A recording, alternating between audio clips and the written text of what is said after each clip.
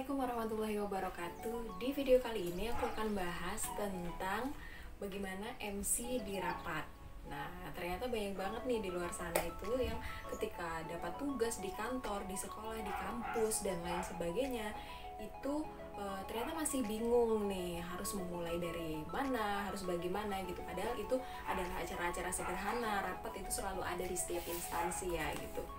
Termasuk juga kemarin ada beberapa yang komen di TikTok aku, itu kak ajarin dong MC ini, MC nikah, MC ini. Nah, aku mulai dulu dari MC rapat dulu ya.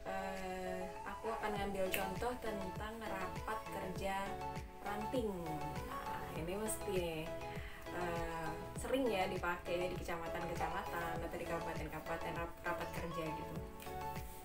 Nah, kalau rapat ini masuk ke dalam kategori semi formal kalau menurut aku, kecuali rapat kerjanya DPR atau mungkin pejabat-pejabat tinggi itu masuk kategori formal. Tapi kalau rapat-rapat di kecamatan, kabupaten atau di sekolah itu masih masuk kategori yang semi formal karena kita masih bisa improve ini dan itu gitu. So, tanpa berlama-lama lagi, cekidot. Assalamualaikum warahmatullahi wabarakatuh. Salam Pramuka. Yang terhormat Ketua Kuartir Ranting Bandar Mataram, yang kami hormati segenap andalan dan pelatih Dewan Kerja Ranting, Brigadir Penolong, dan tamu undangan yang berbahagia. Untayan syukur tak terkira kepada Allah Subhanahu wa Ta'ala, Tuhan yang Maha Esa yang telah menciptakan alam semesta beserta isinya, termasuk juga kita di dalamnya, telah memberikan kesehatan sehingga pada kesempatan pagi hari ini kita dapat bertemu dalam keadaan yang berbahagia.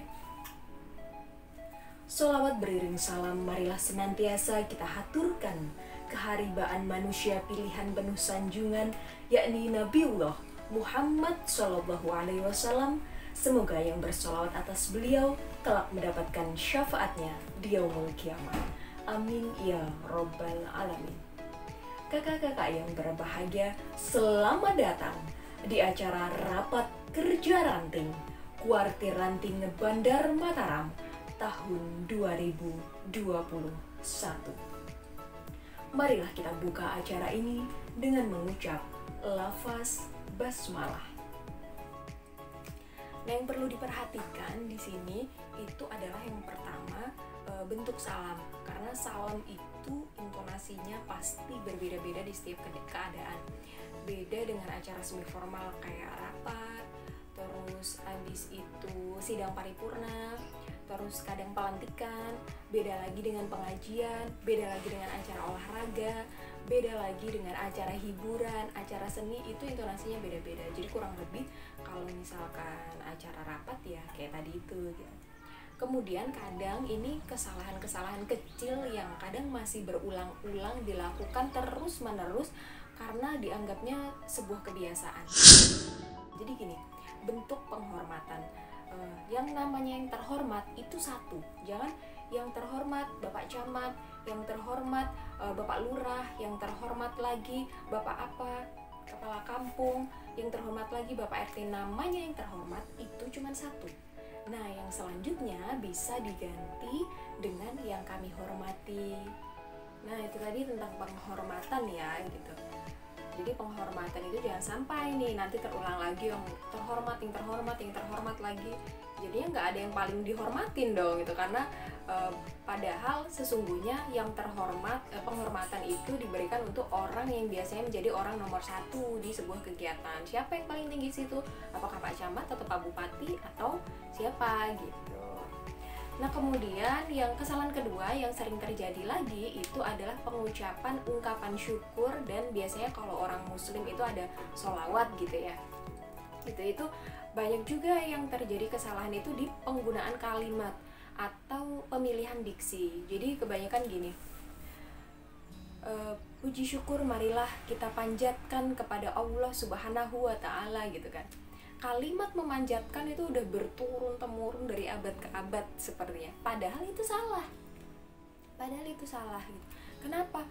Kok Allah kok ucapan syukur kepada Allah, Tuhan kok dipanjatkan gitu, kok memanjat gitu, kenapa gitu. Itu penggunaan kalimatnya kurang tepat gitu, penggunaan kalimatnya kurang tepat. Bisa diganti dengan ucapkan.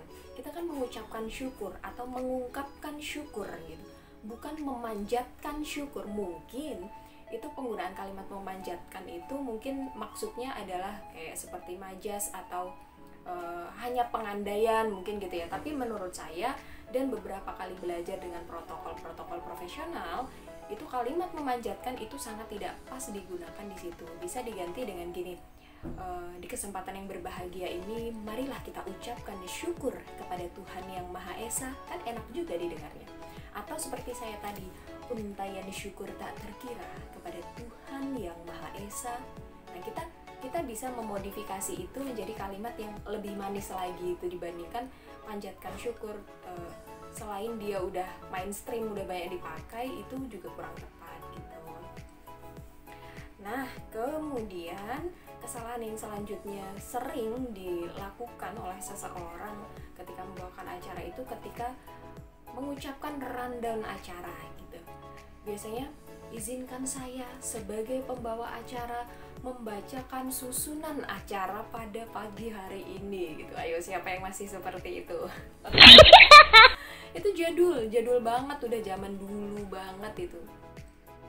Menurut kaidah yang baik dan benar, seorang MC nggak perlu memperkenalkan diri dan menunjukkan bahwasanya saya sebagai pembawa acara. Orang tahu kalian tuh pembawa acara tuh tahu gitu.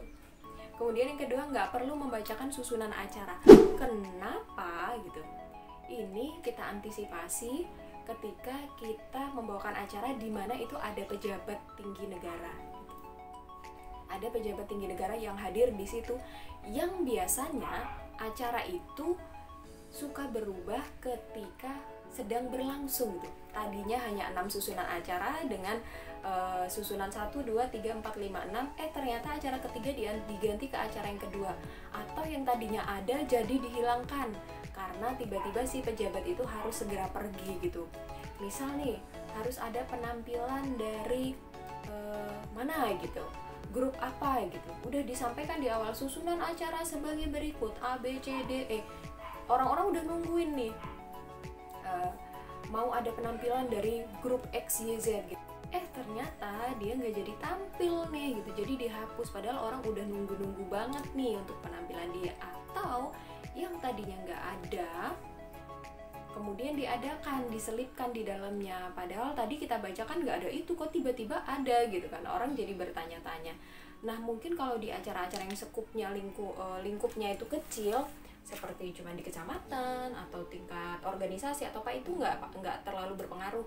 Tapi kalau itu udah melibatkan pejabat negara, itu biasanya bupati, gubernur, atau bahkan yang level di atasnya, itu biasanya ngaruh banget. Apalagi kalau itu acaranya mereka, kemudian ada tamu lain yang sama-sama pejabat juga, kemudian itu akan berpengaruh kepada persepsi. Biasanya kok acara kemarin begini gitu kan.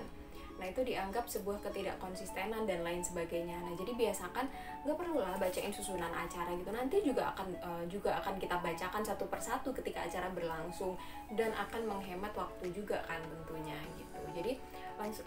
Nah, kemudian kesalahan yang sering terjadi juga adalah tanpa berlama-lama lagi karena waktu sudah larut. Untuk menghemat waktu, marilah kita buka. Nggak perlu itu juga untuk menghemat waktu. Kenapa waktu dihemat? Kan nggak perlu. Langsung aja gitu. Langsung aja, marilah kita buka acara ini dengan mengucap basmalah atau apa gitu. Jadi nggak perlu untuk mempersingkat waktu. Untuk apa? Kita membuka acara itu bukan untuk mempersingkat waktu. Kita membuka acara itu agar acara itu berlangsung gitu loh teman-teman. Jadi bukan untuk menghemat waktu atau untuk mempercepat. Acara itu nggak perlu dipercepat. Itu acara itu agar acara itu khidmat. Atau mungkin kalau ada pengen ada intro sebelumnya, mungkin justru lebih tepat seperti ini. Agar acara ini dapat berjalan dengan khidmat, marilah bersama kita buka dengan mengucap basmalah. Diharapkan dengan mengucap basmalah itu, acara ini bisa berlangsung dengan baik dan penuh hikmat. Nah, itu malah benar dibandingkan untuk menghemat waktu. Acara itu bukan untuk menghemat waktu, memang sudah disusun acaranya sedemikian rupa dengan waktu yang ada gitu. Selanjutnya yang perlu diperhatikan lagi ini adalah ketika menuju ke acara selanjutnya. Biasanya kan pada ini meningkat acara selanjutnya gitu, nggak perlu, acara itu nggak perlu ditingkatkan atau kita naik tingkat, nggak perlu, langsung aja acara. Bapak Ibu yang kami hormati, acara selanjutnya adalah apa? Bapak Ibu yang kami muliakan, selanjutnya sambutan dari Kuartir Ranting Gerakan Pramuka Bandar Mataram kepada yang terhormat siapa? Kami silahkan gitu. Jadi kami persilahkan atau kami silahkan boleh gitu. Kemudian tutup acaranya. Bapak Ibu yang kami muliakan atau kakak-kakak yang berbahagia, demikianlah rangkaian acara pembukaan rapat kerja tahunan Gerakan Pramuka Kuartir Ranting Bandar Mataram. Marilah kita tutup rangkaian acara pembukaan ini dengan mengucap lafaz hamdalah alhamdulillahirrabbilalamin. Saya akhiri, assalamualaikum warahmatullahi wabarakatuh. Dan jangan lupa senyum ya, senyum dan lihat ke seluruh area gitu. Jadi jangan terpaku dengan teksnya nih. Ini saya bawa teks nih. Nah, ini cuman susunan acaranya aja. Ini cuman salam. Kemudian yang terhormatnya siapa, tulis yang penting-penting aja. Yang terhormatnya siapa, kemudian acaranya apa aja. Saya biasanya cuman tulis abis ini saya mau ngomong apa, abis ini mau ngomong apa, cuman 1 kata, 2 kata, terus nanti susunan acaranya apa, udah gitu aja. Jadi nggak ditulis semuanya. Biar kita nggak terpaku sama teks, tapi kita kembangkan. Karena kalau kita terpaku sama teks, biasanya salah 1 kata aja, itu kita bingung, buyar gitu. Tapi kalau kita improve, kita tahu poinnya ini, kita improve, nanti kalau ada salah, kita tinggal ini aja, improve dengan kalimat-kalimat lain gitu. Dan kita bisa lebih interaktif, melihat ke seluruh ruangan, melihat ke seluruh audiens dengan senyuman, dengan anggukan, gerakan kepala, atau kedipan mata. Nah, itu biasanya menambah interaksi dengan audiens. Jangan terpaku pada teks. Acara pertama pembukaan, mari kita buka dengan mengucap basmalah. Selanjutnya laporan ketua panitia kepada yang terhormat. Itu namanya bukan pembawa acara, bukan pewara, itu pembaca acara namanya. Jadi kita harus melihat ke seluruh audiens agar bisa lebih hidup suasana di dalam acara tersebut. Gitu kurang lebih teman-teman. Kalau ada pertanyaan silahkan bisa tulis di kolom komentar atau bisa DM Instagram saya di sini. Atau yang punya TikTok boleh juga tanya di TikTok saya. Biasanya saya suka share juga tentang acara-acara, baik acara-acara kenegaraan, kemudian tips-tips dan lain sebagainya. Di Instagram juga silahkan follow. Apabila info ini bermanfaat silahkan di subscribe, silahkan di like, di share ke teman-teman yang lainnya biar yang lain juga bisa merasakan manfaat dan kebaikan dari video yang saya buat ini. Terima kasih. Assalamualaikum.